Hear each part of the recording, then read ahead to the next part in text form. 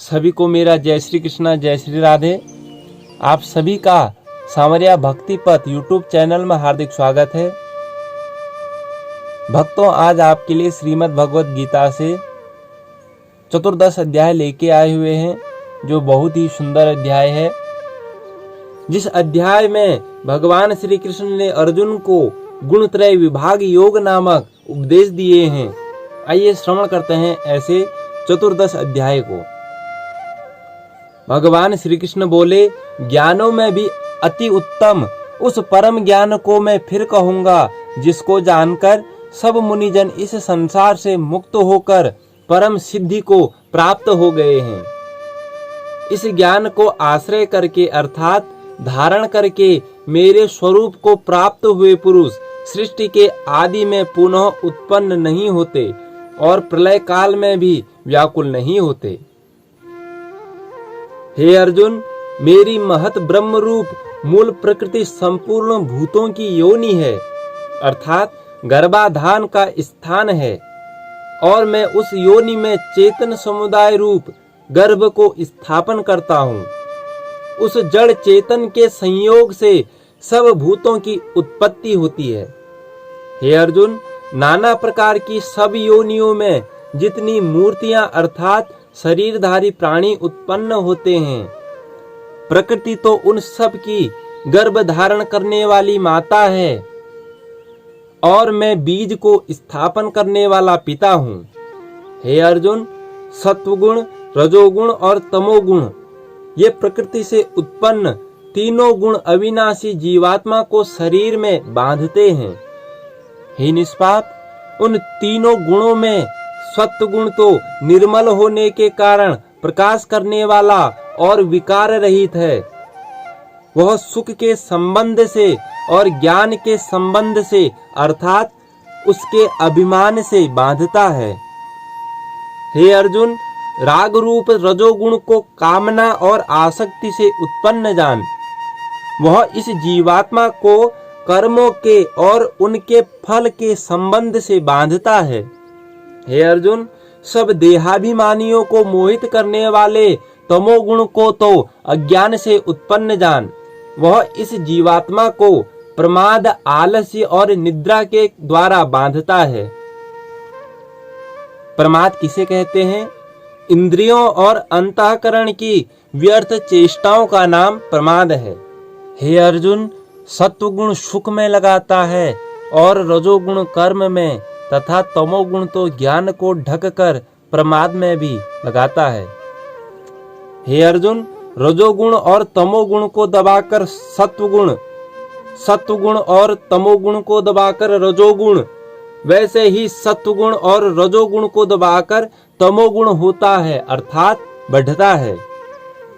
जिस समय इस देह में तथा अंतःकरण और इंद्रियों में चेतनता और विवेक शक्ति उत्पन्न होती है, उस समय ऐसा जानना चाहिए कि सत्वगुण बढ़ा है। हे अर्जुन, रजोगुण के बढ़ने पर लोभ, प्रवृत्ति, स्वार्थ बुद्धि से कर्मों का सकाम भाव से आरंभ, अशांति और विषय भोगों की लालसा ये सब उत्पन्न होते हैं। हे अर्जुन, तमोगुण के बढ़ने पर अंतःकरण और इंद्रियों में अप्रकाश, कर्तव्य कर्मों में अप्रवृत्ति और प्रमाद अर्थात व्यर्थ चेष्टा और निद्रादि अंतःकरण की मोहनी वृत्तियां ये सब ही उत्पन्न होते हैं। जब यह मनुष्य सत्वगुण की वृद्धि में मृत्यु को प्राप्त होता है, तब तो उत्तम कर्म करने वालों के निर्मल दिव्य स्वर्गादि लोकों को प्राप्त होता है। रजोगुण के बढ़ने पर मृत्यु को प्राप्त होकर कर्मों की आसक्ति वाले मनुष्यों में उत्पन्न होता है, तथा तमोगुण के बढ़ने पर मरा हुआ मनुष्य कीट, पशु आदि मूढ़ योनियों में उत्पन्न होता है। श्रेष्ठ कर्म का तो सात्विक अर्थात सुख, ज्ञान और वैराग्य आदि निर्मल फल कहा है।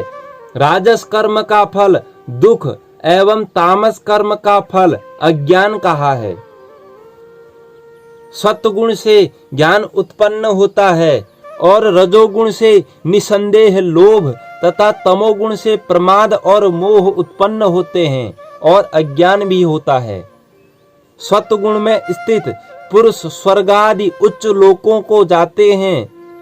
रजोगुण में स्थित राजस पुरुष मध्य में अर्थात मनुष्य लोक में ही रहते हैं और तमोगुण के कार्य रूप निद्रा, प्रमाद और आलस्य आदि में स्थित तामस पुरुष अधोगति को अर्थात कीट, पशु आदि नीच योनियों को तथा नरकों को प्राप्त होते हैं।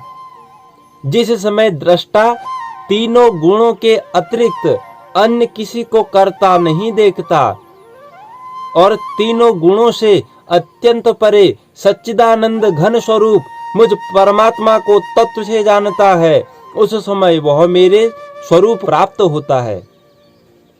यह पुरुष शरीर की उत्पत्ति के कारण रूप इन तीनों गुणों को उल्लंघन करके जन्म, मृत्यु, वृद्धावस्था और सब प्रकार के दुखों से मुक्त हुआ परमानंद को प्राप्त होता है।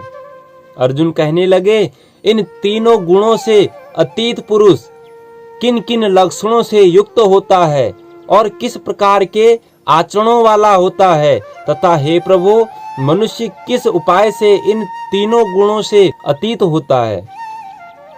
भगवान कहने लगे, हे अर्जुन सुनो, जो पुरुष सत्वगुण के कार्य रूप प्रकाश को और रजोगुण के कार्य रूप प्रवृत्ति को तथा तमोगुण के कार्य रूप मोह को भी न तो प्रवृत्त होने पर उनसे द्वेष करता है और न निवृत्त होने पर उनकी आकांक्षा करता है, जो साक्षी के सदृश स्थित हुआ गुणों के द्वारा विचलित नहीं किया जा सकता और गुण ही गुणों में बरतते हैं, ऐसा समझता हुआ जो सच्चिदानंद घन परमात्मा में एक ही भाव से स्थित रहता है एवं उस स्थिति से कभी विचलित नहीं होता, जो निरंतर आत्म भाव में स्थित दुख सुख को समान समझने वाला, मिट्टी, पत्थर और स्वर्ण में समान भाव वाला, ज्ञानी, प्रिय और अप्रिय को एक सा मानने वाला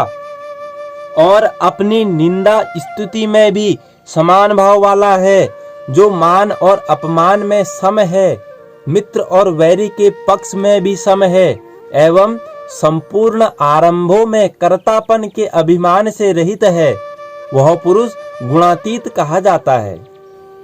जो पुरुष अव्यभिचारी भक्ति योग के द्वारा मुझको निरंतर भजता है, वह भी इन तीनों गुणों को भली भांति लांघ कर सच्चिदानंद घन परब्रह्म को प्राप्त होने के योग्य बन जाता है।